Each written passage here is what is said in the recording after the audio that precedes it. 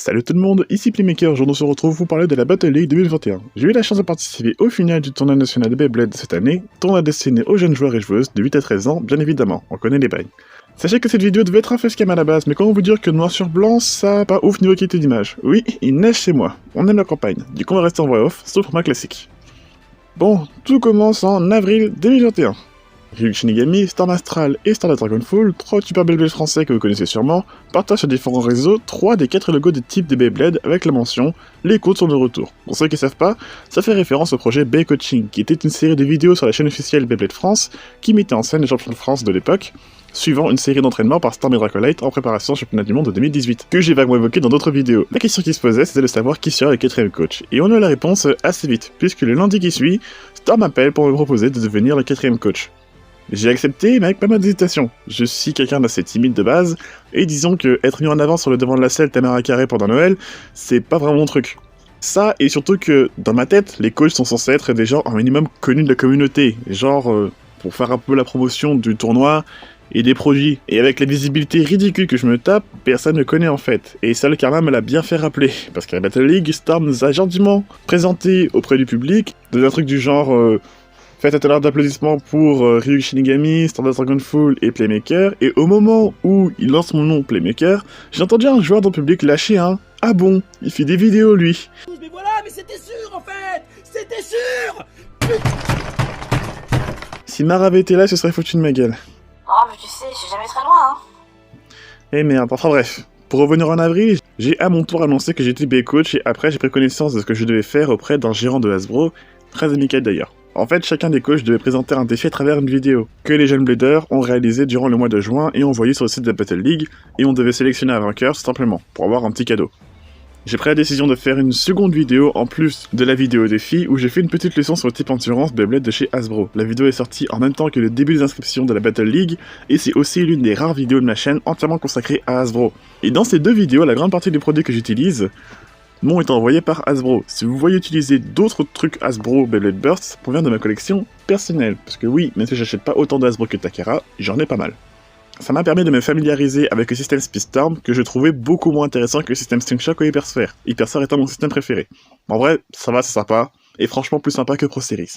Tu t'as des sujets là. Oui, pardon. Donc à la rentrée, on a eu la Battle League. En gros, plusieurs magasins à travers le pays organisent un tournoi, et le vainqueur de chacun de ces tournois s'est qualifié pour la grande finale qui avait eu lieu le 6 décembre. 6 novembre, pardon, désolé.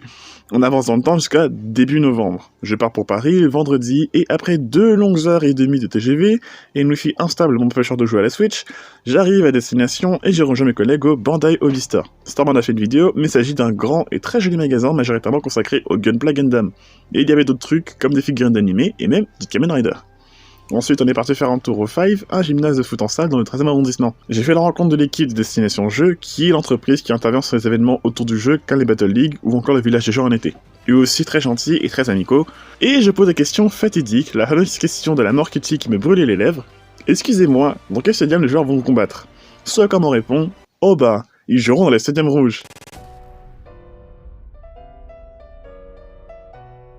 Par chance, ils ont pas repris les stadiums rouges de merde de Switch Strike, mais les tout nouveaux stadiums rouges de Speedstorm qui sont parfaitement adaptés à tous les systèmes de burst Hasbro. Donc ça allait être plus intéressant pour les joueurs, et pour nous qu'à l'arbitrer aussi.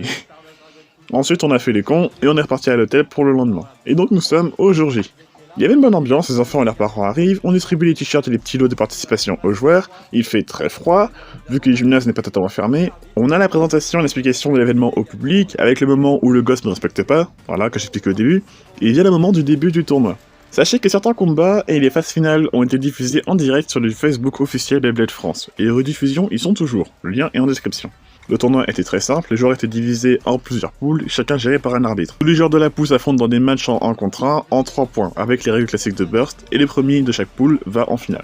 Bon, ce que j'ai expliqué là tout de suite, je ne devrais pas en être fier, mais j'en suis un peu fier quand même. Avant chaque combat, les arbitres devaient vérifier les toupies des joueurs pour éviter l'utilisation de pièces interdites, comme par exemple des pièces Pro Series, parce que malheureusement, il y en avait eu qui traînaient. En vérifiant la toupie d'un joueur au début, il me dit Ah, mais t'inquiète, ta toupie peut utiliser ces dragons. Ah mais c'est t'inquiète, hein, ça c'est Glyph Dragon du 5, le disque c'est le 1BD de Colossal Helios, et la pointe c'est la atomique de Tempest Wyvern de Evolution. Est-ce que j'ai flex devant des gamins de 10 ans en donnant le nom exact des pièces Hasbro? Oui, bon je sais ça craint mais... Vous auriez fait pareil à ma place, je sais pas. Non, en vrai, j'ai eu beaucoup de chance parce que en soi, c'était ni plus ni moins que de l'animation avec des jeunes. Et même si j'ai pas de diplôme dans ce domaine, je sais à peu près comment ça fonctionne parce que mes parents bossent là-dedans. J'avais juste peur des parents qui peuvent s'énerver en voyant leur enfant triste après avoir perdu un combat. C'est des choses qui malheureusement arrivent dans ce genre d'animation, et par miracle, ce n'est pas arrivé et les parents étaient très gentils et très adorables, pour ceux avec qui j'ai pu parler. Pour ce qui est des toupies que j'ai pu voir dans les combats, j'ai vu un peu de tout. Ce Strike, Slingshot, Hypersphere et Space Storm. Sans surprise, on retrouve notre petit VIP concert de 2018, rejoint par Tubos Prison S4, qui fait un peu comme Requiem en plus gros. Petite remarque en voyant cette liste et en voyant l'état discutable de certaines mirings, en Megaruda et en me basant sur la mémoire, toutes ces pièces n'ont jamais été rééditées par Hasbro après la sortie initiale sous évolution, et j'exclus ce set qui n'est jamais sorti en France. Donc ça signifie que la plupart des joueurs qui ont encore ces pièces aujourd'hui, les ont depuis au moins 2, voire 3 ans. Ou alors ils sont passés par internet pour les trouver. Une autre toupie qui a été beaucoup jouée, c'était Triumph Dragon D6. Mais après oui, c'était très varié, il y a eu de tout, des sorties d'arène, des cas explosifs, on en a eu aussi. On a aussi la petite visite des journalistes de France 3 Île-de-France qui ont fait un petit reportage très sympatoche.